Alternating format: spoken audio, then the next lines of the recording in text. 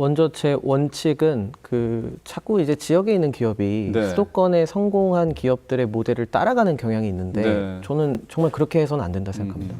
왜냐하면 도심의 인프라적인 측면으로 보면은 서울 수도권을 어떻게 따라갑니까? 네. 그러면 결국 기업이 서울 수도권에 있는 기업과는 완전히 다른 복지, 복리후생 그리고 근무 여건을 갖춰야 한다고 저는 생각하는데 어떻게 하면 이직률을 낮출 수 있을 것인가에 대한 첫 번째가 결국 주거였습니다. 네. 그러니까 직원이 이제 전월세 보증금이라든지 주택 구입할 때 필요한 자금이 부족하지 않습니까? 그 금액을 기업이 여유가 있는 선에서 직급별로 무이자로 대출을 네. 해줍니다. 그러니까 무이자로 대출을 해줌으로써 이 직원의 입장에서는 이제 본인의 자부담이 좀 줄어들고 은행에 대출을 받아야 되는 이제 금액이 좀 줄어드니까 네. 실질적으로 급여가 인상되는 효과가 있는 거죠. 이자가 그만큼 줄어드니까요. 그리고 그렇게 되면 결국 그 우수한 인재들이 한번 회사를 떠날 때 네. 한 번쯤 고민하게 하죠. 그렇죠. 예, 그런 주거나 이런 부분들에 대해서 기업에게 이제 다시 보증금을 뭐 반납을 하고 가야 된다든지. 네. 그리고 두 번째는 그렇게 기업의 어떤 복지 혜택이 잘 갖춰져 있으면 사실 이러한 복지 혜택을 가지고 있는 지역에 있는 기업을 떠났을 때 다른 지역 기업에 갈 수 있느냐? 전 쉽지 않다고 봅니다. 그렇겠죠. 그럼 모든 지금 지역에서 누리고 있는 주거 인프라나 이런 걸 다 포기하고 다시 작은 집으로 이사 가야 되거나 그 도심으로 이제 가야 되는 거죠. 그러니까 그런 것들이 결국엔 강원도의 입장에서 봤을 땐 되게 일자리의 어떤 약점과 강점을 봤을 때 강점일 수 있다고 저는 봐요. 그러니까 쉽게 떠나지 않는 그 네. 구조. 이런 것들을 전 적극 활용해야 된다 보고 또 작게는요. 저희 회사에 반려동물이랑 같이 출근을 할 수 있는 제도가 있거든요. 그래요? 근데 그런 것도 반려동물을 키우는 견주의 입장이 되어 보시면 강아지랑 같이 출근할 수 있는 회사가 많지 않잖아요. 네.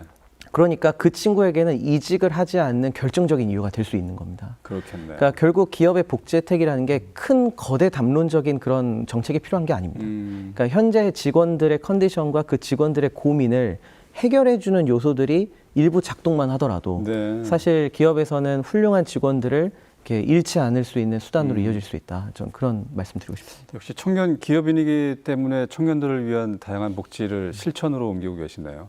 알겠습니다.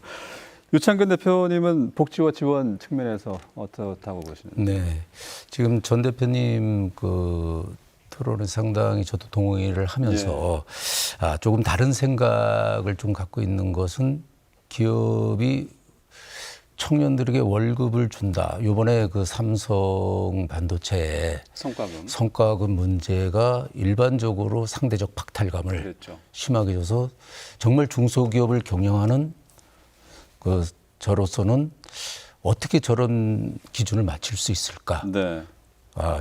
더군다나 강원도 지역에서 그러한 부분들이 상당히 염려가 되는데 저희가 그런 부분들은 직원들은 단지 월급만이 목적이 아니다. 꿈을 제공할 수 있는. 네. 그래서 젊은 친구들한테 과감하게 프로젝트에 대한 책임을 부여하고 그 자신감과 성취 동기를 부여했고 그다음에 노사 동락의 어떤 화합을 위한 워크숍이라든가 이런 걸 통해서 소통할 수 있는 시간을 만들어서 격차를 벌였습니다. 네. 제가 연공 서열에 의해서 지휘 체계를 완전히 바꾸고 그러셨군요. 젊은 친구들이 자기 의견을 표현을 하고 행동을 하고 그거를 업무에 적용할 수 있도록 이런 문화를 만들면서 자연스럽게 자신감이 생기고 내가 여기서 주도적인 역할을 할 수 있다. 이런 희망을 주는 것이 상당히 중요하다고 저는 판단하고 있습니다. 알겠습니다. 안 대표님은 강원특별자치도 청년정책조정위원회 부위원장 임기 이달 말에 마무리하게 됐다고 들었는데 청년기본법에 따라서 이 도 청년정책 관련 사업 조정과 협력에 관한 사항 심의를 맡아오셨는데 그동안 심의했던 정책 중에 이런 게 좋았다든지 희망적이었다든지 어떤 게 있을까요? 네, 먼저 이제 청년 정책 기본 계획 같은 경우에는 이제 5개년 단위로 수립을 하게 되는데요. 네. 이제 올 초에 2026년부터 2030년까지의 제2차 청년 정책 기본 계획을 총 70개 과제 3,600억 규모로 수립을 하였습니다. 네.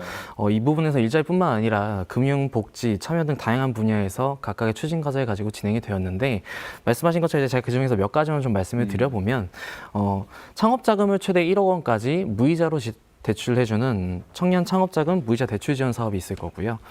두 번째 이제 지역 대학과 연계하여 청년이 직접 정책을 제안하고 실행하는 청년 정책 참여단 운영 사업을 이번에 수립을 하였습니다. 또 하나는 이제 지역 내 성공한 롤모델과 분야별로 멘토링을 지원하는 강원 청년 롤모델 발굴 및 성장 네트워크 구축 사업이 있고요. 네. 마지막으로 운둔고립 청년 발굴 및 지원 정책 마련을 위한 운둔고립 청년 실태조사 사업을 이번에 수립을 하였는데 저는 이 중에서 마지막에 말씀드린 운둔고립 청년에 대한 정책이 좀 희망적이었다고 좀 보았습니다. 네. 이제 왜냐하면 지금 청년들 중에서는 외부 활동을 거의 하지 않는 집이나 방에만 있어서 사람과 사람들의 교류가 거의 없는 청년들이 많이 늘어나고 있습니다. 네. 이러한 청년들을 실태조사를 통해서 정확히 파악을 하고 다시 활동할 수 있게 지원해주는 정책을 수립하는 게 사회적으로도 중요하다고 판단되어서 저는 이 정책이 조금 희망적이었다고 보았습니다. 알겠습니다.